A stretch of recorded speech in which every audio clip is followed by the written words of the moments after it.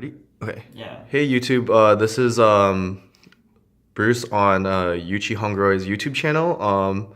So what's your name and what'd you do yesterday? So I'm Tom Rogge. I got first place at San Jose Regional, and I was playing the SPYRAL deck. Cool. So let's see the list then. Okay, so pretty standard. Going second build, playing 3 tough, 3 agent, and then all the one-ofs, master plan, sleeper, last resort, quick fix, and drone. Pretty much the necessary core of the deck. 1 Gofu, great card. Yeah. So how was Gofu for you? So I didn't draw Gofu that much, but it's just really good. I have a lot of extra deck space because I wasn't trying to like make Tri-Get or anything, so I just played Ningirsu and it was good at baiting out stuff, pretty much. Then for the hand traps, I played 3 Ash, 3 Gamma and Driver. I think Gamma's still really good. Just having a strike when you're going second on the first turn is just insanely powerful against every deck.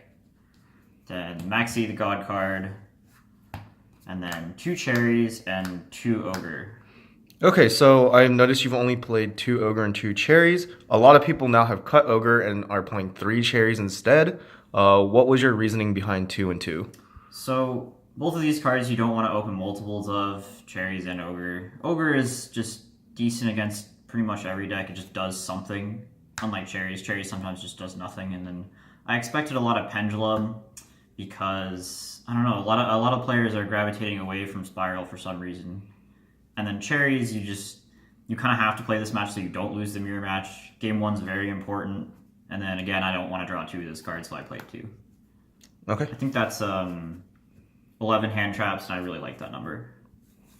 Then for spells, 3 resort, 3 terraforming, pretty standard.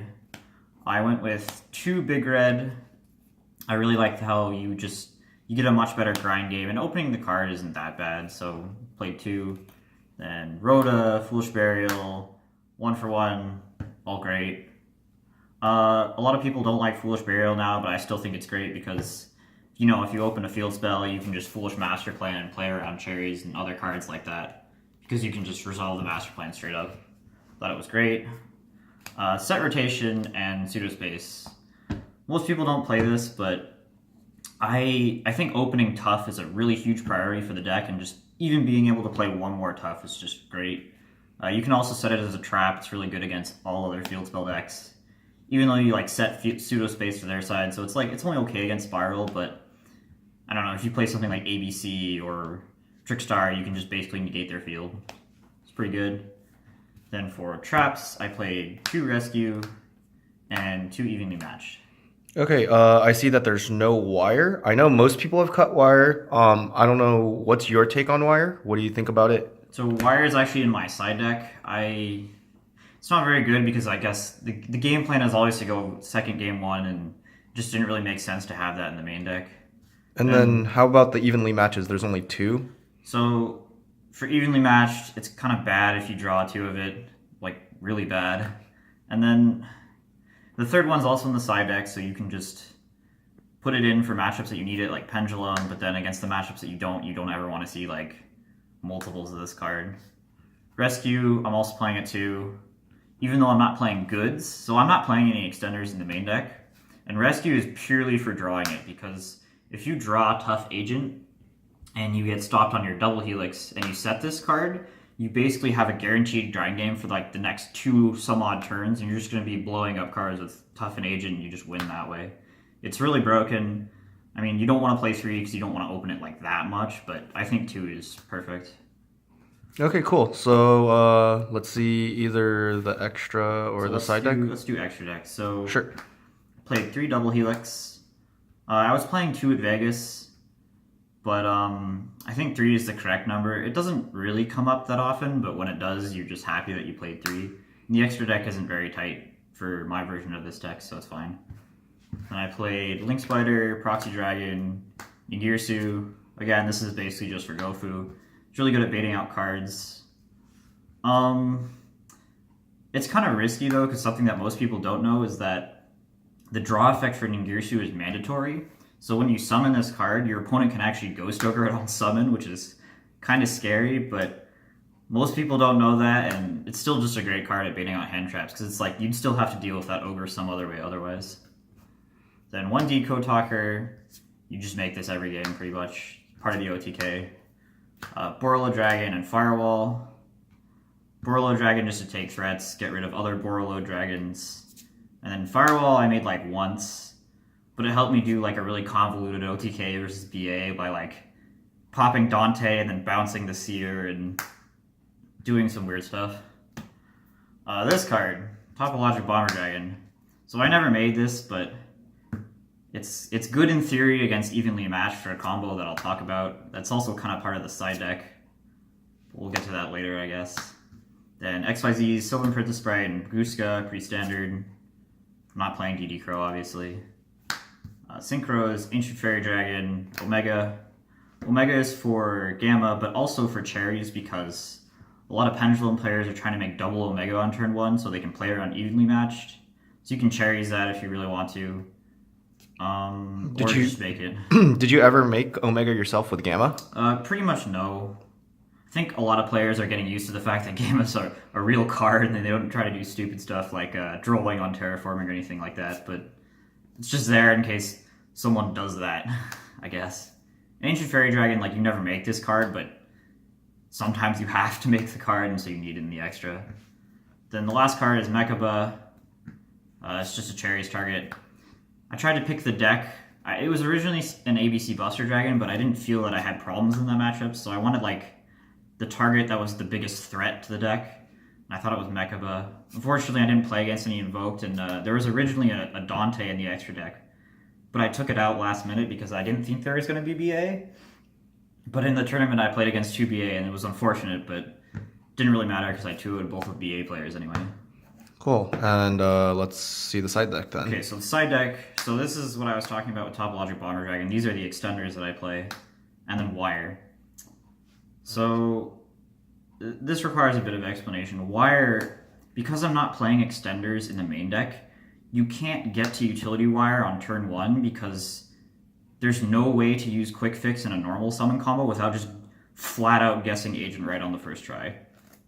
And so I wanted to side Wire in some way, but the only way that Wire was going to be useful is if I also played 2 double summons as extenders.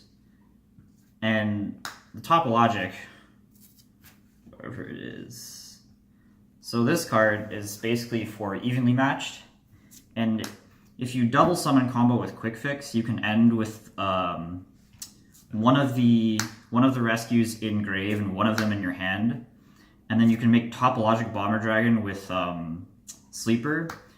And what happens is you're basically resistant to every board wipe in the game, because if they Dark Hole you, you get to keep your Sleeper.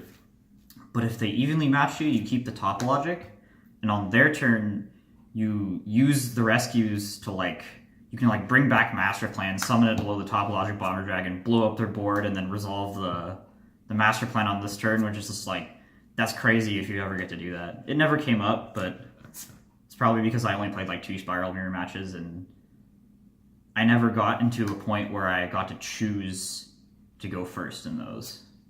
But it's cool in theory. Anyway, moving on. And I played 3 Sanctum, Scythe, Lancia, and Moral Talk. So I see you played one of each artifact. Did you ever wish you had like a second Scythe? So originally this Moral Talk was the second Scythe. This Lancia is basically just there for the option to get out to evenly matched or whatever.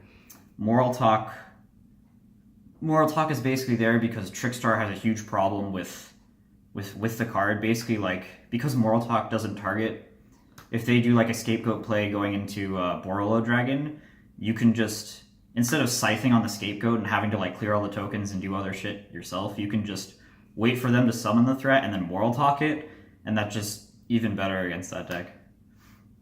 Overall, I think the artifact engine's great. Like, people just pop this card for no reason and just instantly lose the game because of it, pretty much. Basically, these cards were the cards that I cited when I wanted to go first or when I thought they were going to make me go first, and they worked out pretty well. I kind of like them still. Alright, and then we have the third evenly matched Rogge Dark Hole. Basically, board clears, evenly matched for Pendulum, Dark Hole, Rogge for pretty much Pendulum. Magical Springs for Pendulum, pretty much. These cards are also really flexible. Like, you can side this going against anything that wants to make a board, like ABC or whatever. Like, you don't really care if they plus off of their pieces. You just want to, like, make sure that you can resolve your combo, because anytime that you resolve Master Plan, you pretty much win the game. That's the 15 card side, and that's pretty much it. Cool. So yeah, congrats on your first place Thank in you. San Jose Regionals. It's been a while. Regional topping, Yeah. 4 in a row. Four, 3 San Jose's and a Vegas. So climbing up from 7th, I think it was, Yeah. all the way to 1st. 7th, 6th, 2nd, 1st. So feels pretty good. Yeah. Cool. So do you have any shoutouts? Okay, definitely shout outs to Team Royalty, JustFlipTCG, the big sponsor. Shout outs to the Royalty Team Chat, Gas House Team Chat, everybody that helped me test and let me cards, Mike, Mark, of course Bruce, filming the camera, you know, lending me cards, pretty much doing everything else that I didn't do in the tournament. Cool. Oh, Yeah. and of course Yuchi Hongroy. Yeah. Brian Chen wasn't there, but Yuchi Hongroy is pretty cool, you know. Cool. Yeah. Yeah. Thanks a bunch for the deck profile, and again, congrats on your win. Thank you.